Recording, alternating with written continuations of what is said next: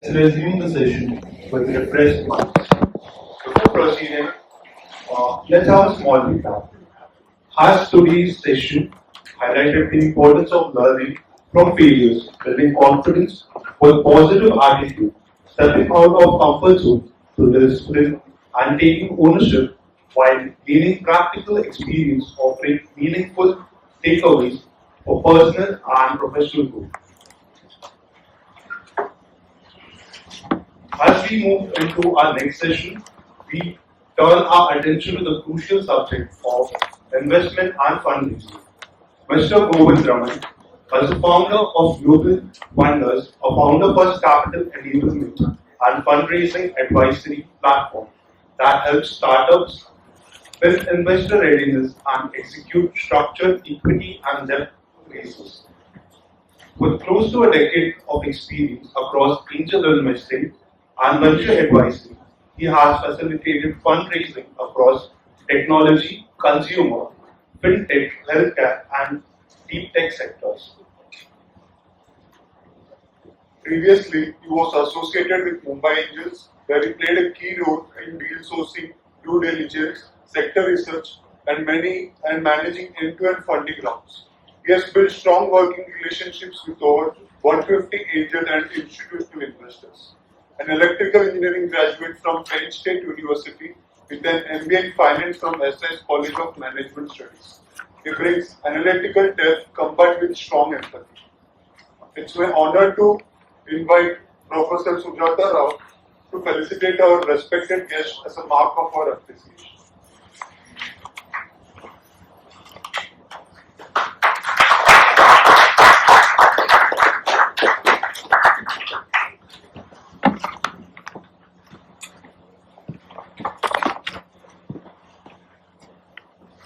Welcome.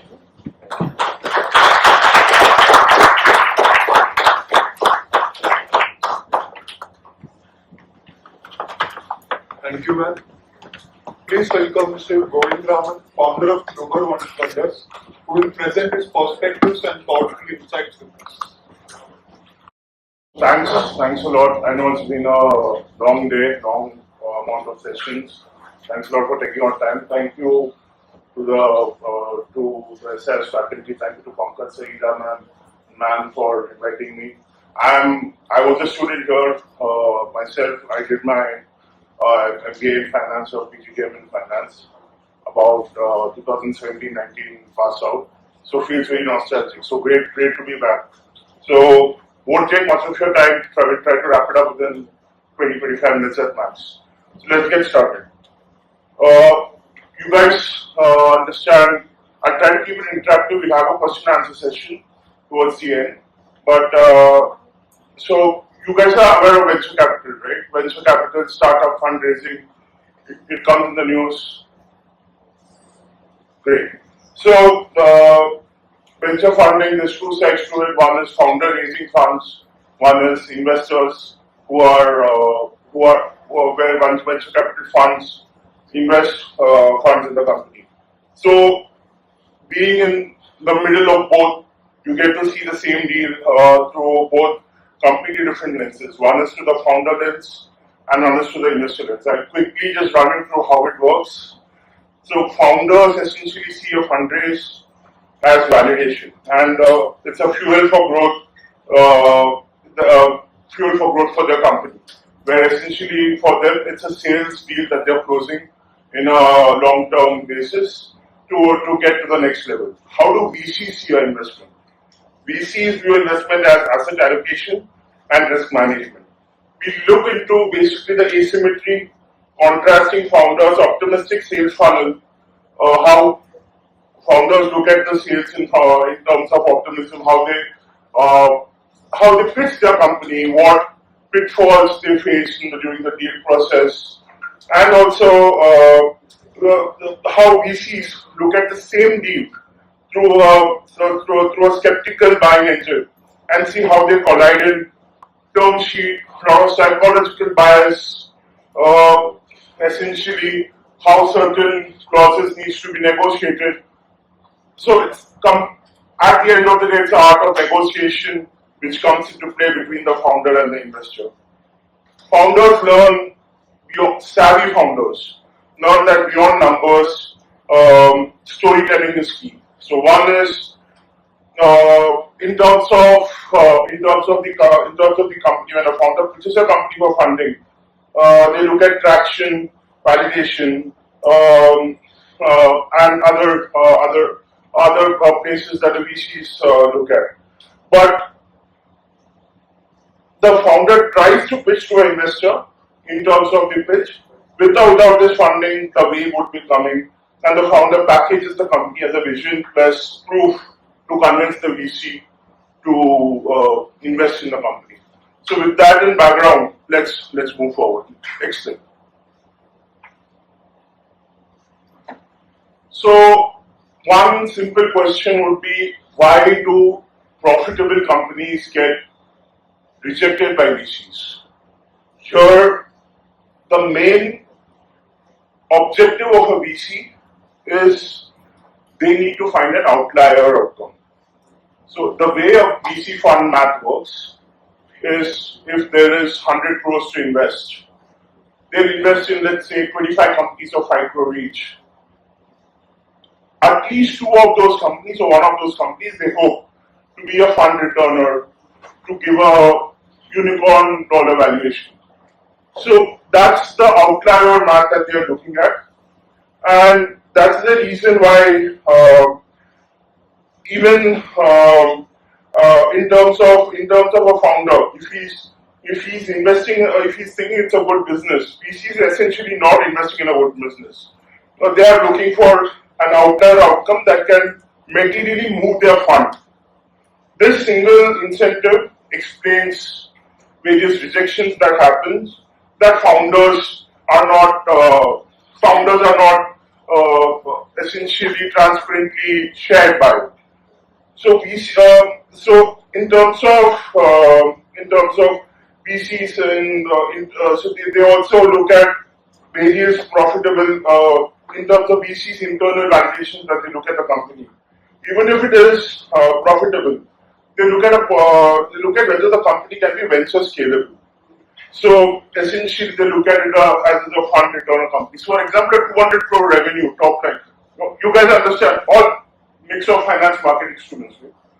So, a 200 crore top line company generating about let's say 10% profit. It's a great company, not a problem. Still, you can, but the VC will ask, will this company produce the kind of exit the fund math demands? And I'll quickly get into the fund math. So that's essentially what is looked at. And VCs are not looking at 10% return on their investment. So if they are investing 5 CR, they are looking at 10%. They are looking at 10% return on their fund. So if their fund size is 100 CR, they need their 5 CR to give that return.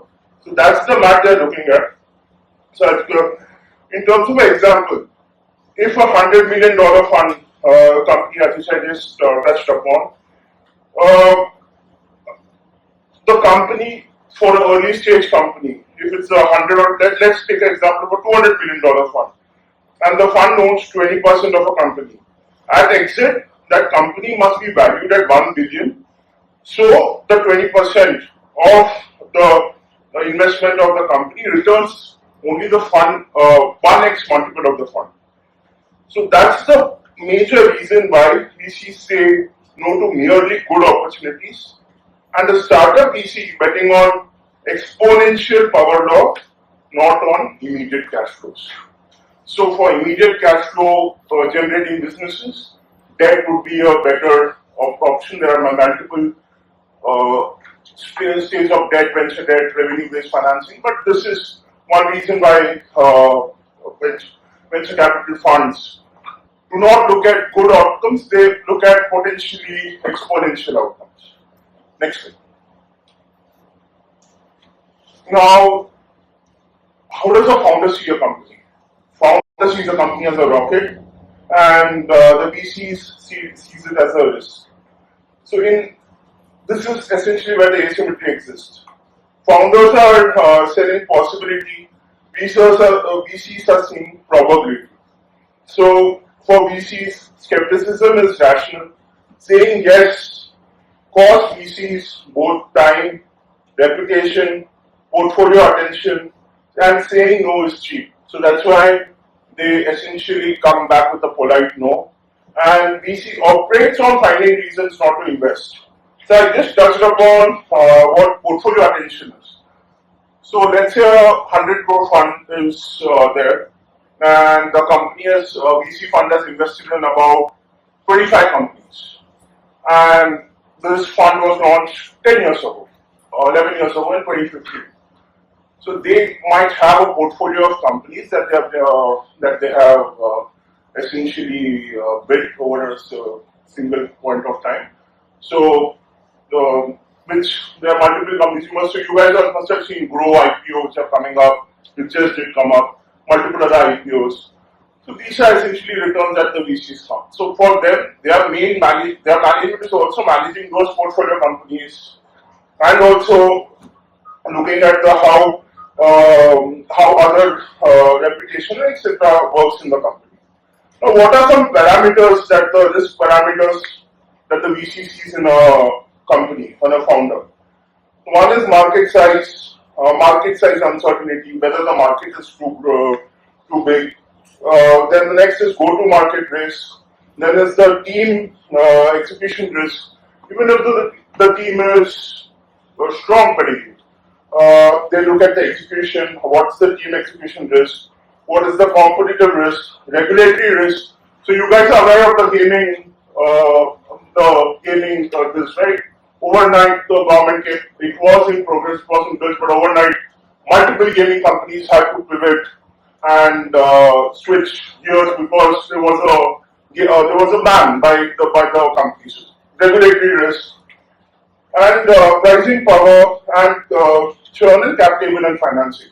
So cap table essentially is one of the structures that a VC looks at when they invest in a company. At Series A or at the early stages of investing, a founder or the founders would require at least 50-60% of ownership in the company. And as the funding increases, the ownership would dilute accordingly.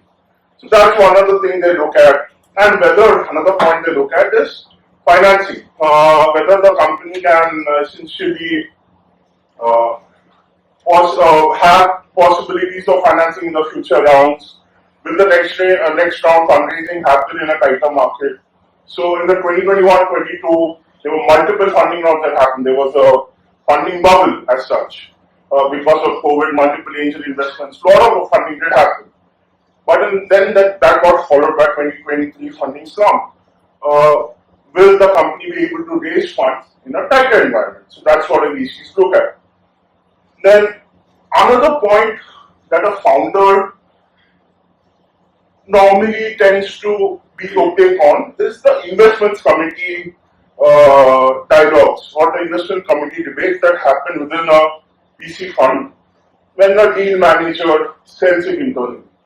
During my days at Mumbai Angels, and also it happens in various VC funds too, there are multiple IC debates founders never see or hear, and essentially they look at the multiple partners, how the partners buy in, domain skepticism, ownership constraints, and strong. If there is any strong dissenter, on the deal, then essentially that also tanks the deal. Now, I did go up on a lot of words here, so I'll just quickly explain. So, you guys understand a partner essentially is very technically put a head of department of investing department in the VC fund. So, there are multiple sectors. If there is let's say a VC fund A, there are multiple sectors. One, deep tech, consumer, let's say gaming. There will be multiple partners, 2 or 3 partners, not more than that for a small VC fund. And they essentially form part of the core investment committee, and the deal manager explains these points, and there are multiple debates that happen. And this takes 3 to 6 weeks, and this is one part which the founder never hears, and that's where they will essentially hear the company VC fund going cold at this time, but these debates are happening internally. So for founders, essentially how to sidestep this, they can narrate. So essentially they can focus on the upside, of course, but they can also preempt the downside. They can name the 2 or 3 most credible obstacles that there in the company. How it can be backed with data, and essentially this is where the disconnect exists. For founders, validation versus VC asset allocation. Next. So for VCs, the 2 different jobs in terms of, you can take it as a job description. Everyone would be part of the placement season, so there will be a lot of job descriptions. So I'll just quickly give you how a VC's job is and how a founder's job is. Completely 2 different jobs. One is a VC job that deploys scarce capital, time across many options under a mandate, under an investment thesis for limited partner returns. I went through a lot of terms, I'll quickly explain what that is. So essentially, every fund has an investment thesis. You guys are aware of Epigamia yogurt? Yes. Great. So there is an investor, Fireside Ventures, who had invested in it in the early stages. I met the partner and they have a very basic three points on their investment thesis. One, the company generates 10 crore plus revenues on a yearly basis. Second, their distribution is scalable and repeatable across many cities. Third, there is no portfolio conflict. So for example, if Epigamia yogurt is they've already invested in, and Milky Mist, which is another yogurt company, comes for funding, even in their next fund, they will tend to avoid because they are invested in Epigamia yogurt. So this is what investment thesis is. Every VC fund, there are more than 2,000. So every VC fund has its own investment thesis. Now, founders are essentially looking for funds. So VCs are essentially investing money. Do you think VCs have a boss? Yes or no? Oh, so essentially, where do VCs get their money from? They are $100 million fund. That's where they get from limited partners. Very essentially, limited partners are institutional endowment funds, various other funds that invest money, like Saudi pension fund, Canadian pension fund, that invest money through HDFC Bank, ICICI Bank. They invest funds in these VC funds, for which they have to give certain returns to the limited partners as the VC fund, who's a general partner. Now, what is the job of a founder? Founder's job is to keep the company alive, build the product, win customers, hire team, raise capital as lifeline, and essentially make sure the company is operational and payroll is met. And of course, move to establish a greater part of the market. So this is how you see both the jobs essentially of the VC and a founder. Now, in terms of asset allocation, the startups for a VC, they are not evaluating one company. For founders, they might be pitching to one VC, but at the same time, the VC associate or a VC fund would be evaluating that founder particularly, plus other startups that we probably in the same sector, plus existing portfolio needs that I explained, follow-on rounds, etc. Their fund thesis and timing valuation environment. So essentially, they also focus on, let's say, before this there was a session by a gentleman from Sugar Cosmetics. So that's been a fund winner for multiple VC funds. For their follow-up rounds, the VC funds will double down on those funds to make sure their ownership is maintained. That's also part of their core mandate, in addition to making sure the fund also, so in addition to making sure the fund gives a return to the LPs. Now, what do VC, why do VCs pass on various founders? There some basic filters that they use. One is check size. What is check size? Whether I'm looking to raise 1 CR to 5 CR, 5 CR to 10 CR. Every VC fund has its own check size. Every founder requires this is the amount of money I need to move to the next round. So check size, mismatch, geography, sector, thesis, or ownership. Now, founders interpret VC interest as social proof.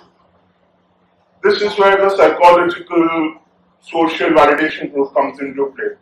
Where founders see when once up newspaper in the newspaper you must be reading multiple articles that this company raises this much valuation. Even every day there are multiple articles that come. Business line I know for the second page towards the end. So that's essentially that for them that's social proof. And for them essentially investors interpret founders enthusiasm as salesmanship. But for founder, the way they can pitch it to as an investment case is why this market can be huge, why economies can scale, why the round structure and the fund part to ownership plus returns helps the VC fund, and also accept allocation system is a funnel math, it's brutal, but ultimately be cognizant of the fact that if there are 100 applications that come to a VC fund, only 2 would be looked at. And out of those 2, only 2% of those deals would be essentially invested, which comes to my, so that's essentially how the entire part is. Next slide. So this is where I spoke about the funnel, where for founder the pain is where the pain is on various outreach to various investors. For VC, it's basically a funnel of cold inbound versus other channels where they get various companies to invest in.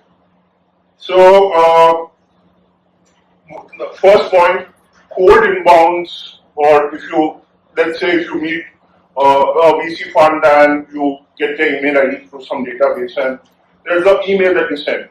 It has the lowest conversion rate. The reason why is because they do not spend more than 2 minutes or 5 minutes on a deck, and they look at the fit, signal, traction, team pedigree, warm, team pedigree, etc. What does work is warm introduction. So what is warm introduction? Anyone in the network, or if there is a portfolio company in their fund that refers another founder for that fund, or another investor who has invested, co-investor who has invested for a follow-on round, that helps. So warm, that helps, and essentially warm intros dominate the investor referrals, and that's where the large share of deals also get funded. So they are according to Bloom Ventures, which is an early stage VC fund based out of Bombay itself. 80% of the deals, I think the partner put out a report, 80% of the deals that was funded through them was funded through warm referrals, through referrals. And through the cold outreach, as I mentioned,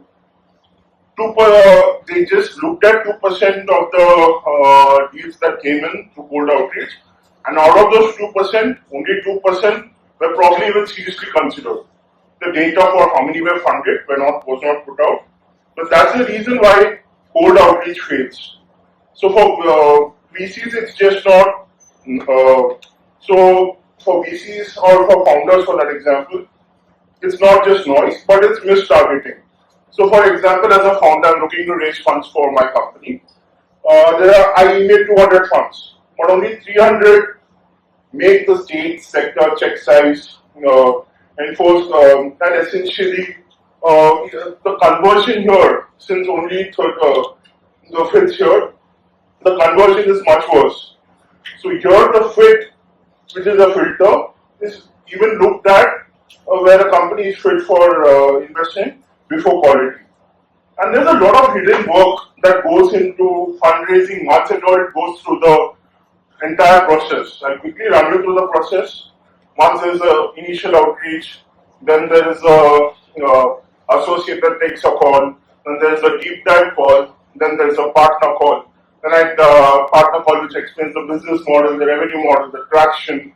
Then there is pre-diligence that happens. They look at the revenues, MIS, projections, whether the company fits in their mandates, and also the lot of reference checks that happen, and a data room that's created to the investors and the founders. In addition to managing all that, you need to understand they also need to run their business in parallel. So in terms of India context, the early stage VCs, highly, if you're in consumer, if you're in B2C space, which is gaining traction in the media, do not get funded to a large amount. If you see the data, tech weighted and B2B based for B2B based companies remains a large share of funding that happens in essentially the fundraising part. Next slide. So this I did mention a little. Why is good companies not investable? So essentially, a company that is good for VC, their power law essentially doesn't work, and that's why for them they need outlier potential, and their implication is VCs are not optimizing for 10x for this check. They are optimizing for the entire fund outcome. So that's why small is good for founders, small but solid companies, but they are not.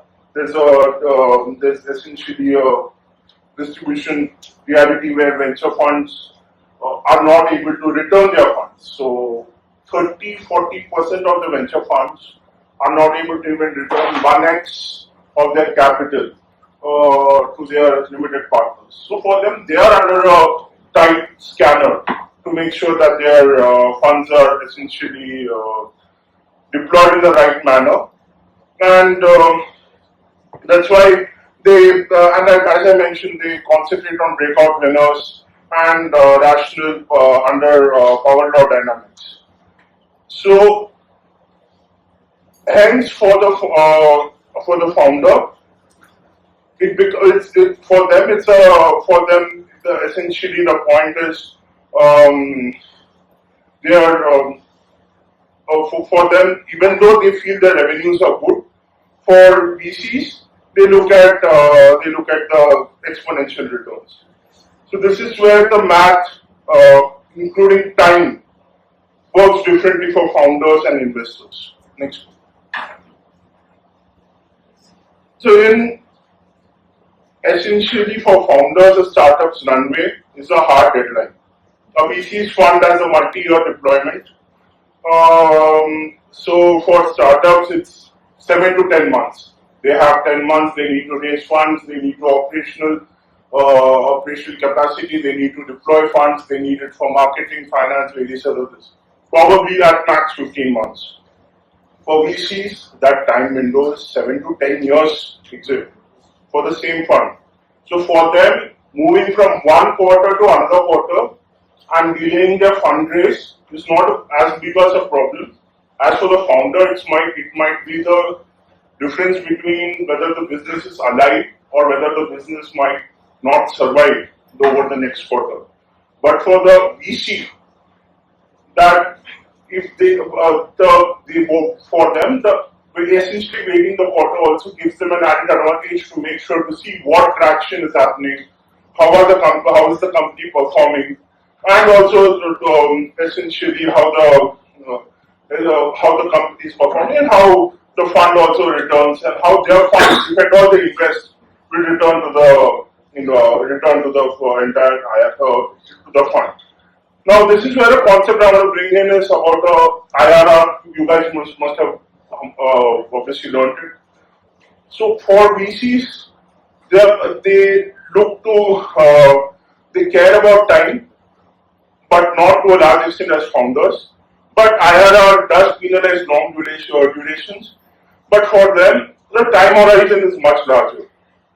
So, hence, even if you see a good IRR for the AIF industry, so as you see, any good returns in terms of fixed instruments is 8 to 10%, considered 8%, 7% as per government bonds. And above that, equity 10 to 15%. Anything above 20% is considered decent enough in the VC industry. So essentially, that's where the VCs concentrate on, and they are cognizant of the fact if I invest in 10 companies, 8 of them are going to fail. Probably 2 of them are going to give me a unicorn valuation, 3 to 4 are going to just chug along, and another balance 3 to 4 would just ended up get winded up. So that's another point that the VCs also have in mind. So the practical founder, how can the founders essentially look at it? Is they can create urgency via traction, look at parallel interest, speak to other co-investors, run a process with explicit timelines. And if a VC is very non-responsive, just treat it as a no and move on to the next fund. So essentially, that's where it helps to save your time and to make sure the funds come in at the right time. Next. What's the point that can happen here? The VC, the founders should pitch, and this is what the savvy founders did happen. And I'll quickly explain what what happened in the case of Physics Wala too. But the founders should pitch their company not as a product, but as an outlier. In terms of how can outlier be? Let's break it down into components. One is market expansion, not just the target market on paper, but why the market is unlocking. Then what is the scale path? How you start narrow but expand into much larger surface area. Next is the moat mechanism. What is the distribution? How you plan to distribute? What is the data network effects? Switching costs. How you make sure your unit economics are positive as you're scaling up, and also the compliance advantage. And and finally the capital efficiency. How 1 rupee spent. So there's this term that you guys must have come across, return on ad spend, ROAS. So essentially explain that or multiple other terms, how the spend converts into compounding advantage. So how essentially, if you look at it through the VC lens, and you can explain how a VC looks at a company, essentially there's how they look at it in Silicon Valley, there's this term called grow fast or die slow. But if you understand this nuance and essentially place your company in such a way, then probably it also adds an advantage in terms of the VC. Now, in terms of what stage you are at, also you can look at. If you are at seed stage, then you look at story, founder market fit, early signals. Your job there is to make sure the outlier is plausible, because there won't be much data. You're only 2 years into operations. Once you're into Series A, there's repeatable go-to-market, plus retention, plus unit economics. Your job is to prove and back it up with data, early data, that the outlier is emerging. And once you're in Series B, C, you guys understand Series B, C, right? Beyond, as you progress across first stage of funding, second stage of funding, third stage of funding, it's Series A, B, C. So scaling predictability plus governance plus durable margins, the job is to show that the outlier is becoming inevitable. So if you sell this part of outlier well, then we move to the top, then you might get term sheets. And that's where multiple of the negotiations take place. In the paper, you must be reading Physics Wala raised 200 crores at $4 billion valuation. Don't quote me on the numbers, but the idea is higher valuation. But what I have seen in practice is the best looking term sheet or the highest headline valuation can be the worst deal if as it contains aggressive economics, control provisions, and I'll explain that in a minute. A cleaner deal with the cleaner terms at a slightly lower valuation can preserve far more headspace for the founder and also have more upside for the company rather than a more breakout valuation. So terms, what are the terms, basic terms that a founder should look at in terms of the term sheet? Two major points: economics, control.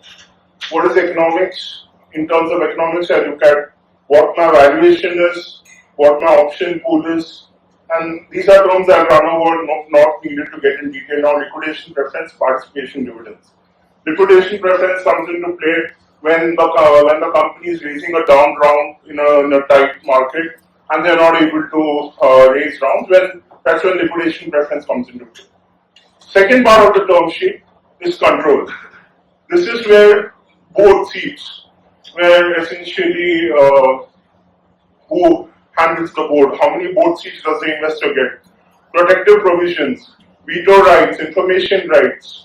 Information rights is every quarterly, so I need to prepare my MIS, my monthly information system, sales reports, audit reports. I need to share it with the investors.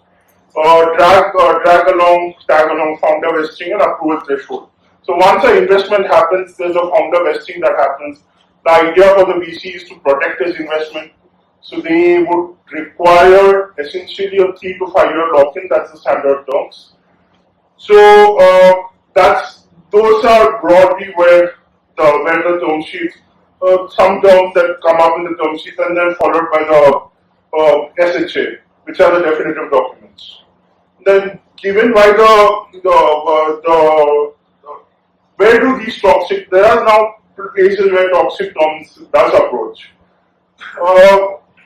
Now, during a funding slump, when a company is looking to raise certain rounds, certain funds, VCs essentially look at the pessimistic risk and they translate that into legal languages using preferences, vetoes, downside protection.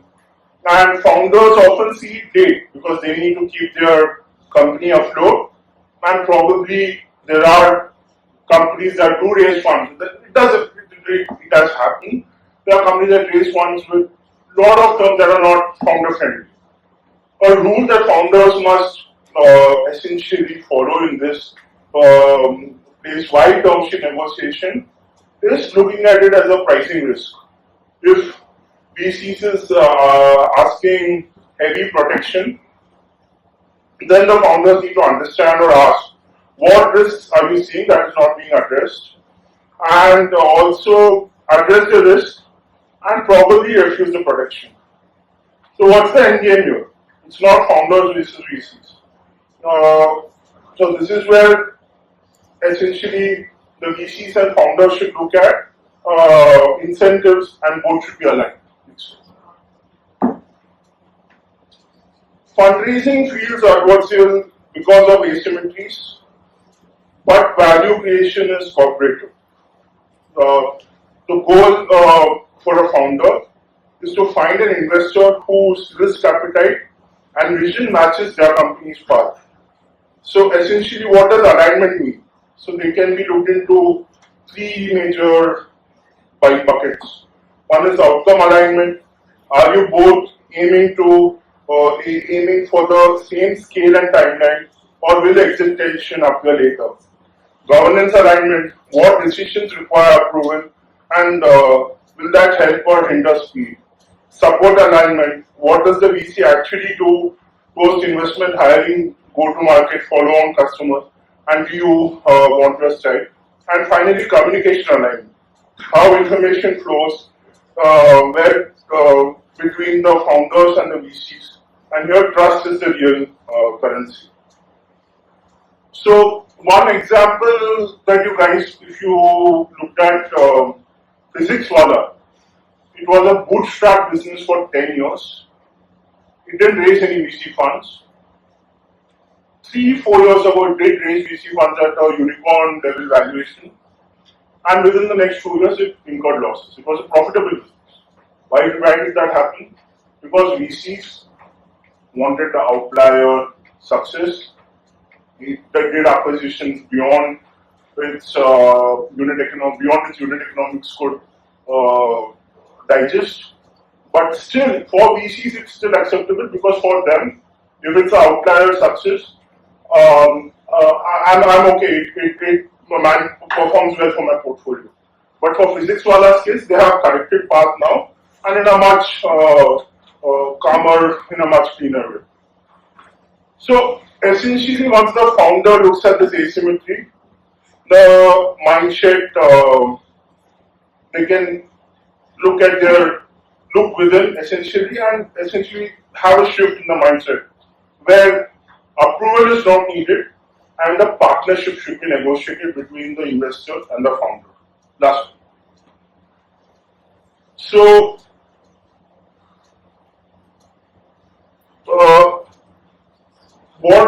the way the founders should look at it is they should not treat VCs as judges of their worth. They should treat them as counterparties in a long duration contract where terms and incentives decide behavior for years. Now, this is essentially how a founder should look at, and the basic checklist a founder can follow that operationalizes this partnership. Being in this part is fundraising should be run like a process, just like another department. There are multiple companies that does have an investor relations department. It should be run like so fundraising should be run like a process where target lists, warm intro strategies, pipeline tracking, consistent follow-up, CRMs, maintaining the checklist, maintaining the emails, maintaining all references, etc. should be built with the data room with Q&A. Comes to my next point. Build a real data room early. You might not need funds as of now, but it's easy to keep a very clean data room which will have financials, cap tables, metric definitions, customer references, compliance basics, and once it comes to diligence, don't let that kill momentum. Understand the time asymmetry, set reasonable deadlines, and create momentum with traction and avoid being cornered by runway. You should be cognizant of the fact that what's the amount of time I have to run my business so that I need the funds. So for example, I have only 12 months of runway left.